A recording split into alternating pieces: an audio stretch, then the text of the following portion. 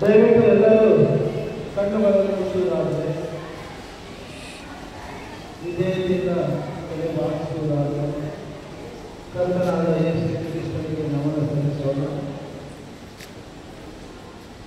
ಪರಿಶುದ್ಧನು ಪರಿಶುದ್ಧನು ಪರಿಶುದ್ಧನೆಂಬುದಾಗಿ ಪರಲೋಕದಲ್ಲಿ ಕೋಟಿಗಟ್ಟಲೆ ದೂತರುಗಳಿಂದ ನಿತ್ಯ ನಿರಂತರವೂ ಆರಾಧಿಸಲ್ಪಡುವಂತಹ ದೇವಾದಿ ದೇವನೇ, ರಾಜಾದಿ ರಾಜನೇ, ಯೇಸು ರಾಜನೇ, ಸರ್ವಶಕ್ತಿವಂತನೇ, ಸರ್ವೋನ್ನತನೇ, ಸರ್ವ ಅಧಿಕಾರಿ, ಸರ್ವ ಲೋಕಗಳನ್ನು ಮಾತಿನಲ್ಲಿ ಉಂಟು ಮಾಡಿದಂಥ ತಂದೆಯಾದ ದೇವರೇ, ನಮ್ಮ ಒಳ್ಳೆಯ ಕುರುಬನೇ, ನಮ್ಮ ಪ್ರಾಣ ಪ್ರಿಯರೇ ಯೇಸುವೇ, ಮತ್ತೊಂದಾವತಿ ಸಂಚಾರ ವೇಳೆಯಲ್ಲಿ ನಿಮ್ಮ ನಾಮವನ್ನು ಕೊಂಡಾಡಿ ಮಹಿಮೆ ಪಡಿಸುವ ಭಾಗ್ಯವನ್ನು ಕೊಟ್ಟಿದ್ದೀರಿ ಸ್ವಾಮಿ.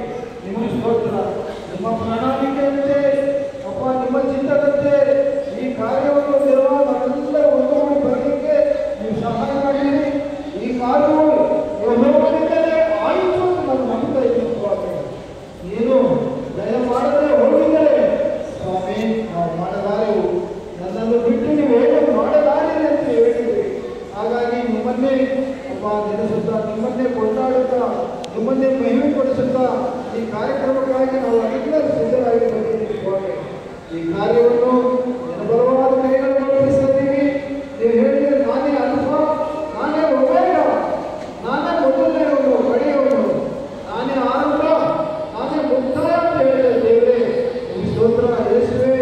ಈ ಕಾರ್ಯಕ್ರಮವನ್ನು ಬಲವಾದ ಕೈಗಳನ್ನು ಒಪ್ಪಿಸಿ ನಾವು ಪ್ರಾರ್ಥಿಸ್ತೀವಿ.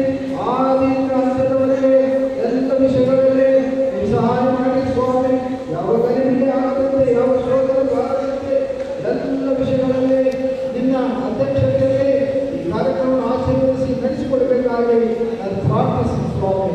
ಬಂದಂಥ ಎಲ್ಲ ವಿಶ್ವಾಸಗಳನ್ನು, ದೈವಜನರನ್ನು, ಎಲ್ಲ ಪ್ರಿಯ ಮಕ್ಕಳನ್ನು ಮತ್ತೊಮ್ಮೆ ಒಪ್ಪಿಸಿದ್ದೀನಿ. ಎರಡು ಕುಟುಂಬಗಳನ್ನು ಒಂದು ಮಾಡುವಂಥ ದೇವರೇ ಸ್ತೋತ್ರ ಅಪ್ಪ. ಎರಡು ಶರೀರಗಳನ್ನು ಏಕ ಶರೀರವಾಗಿ ಮಾಡುವಂಥ ದೇವರೇ ನೀವು ಸ್ತೋತ್ರ ಸಲ್ಲಿಸ್ತೀವಿ.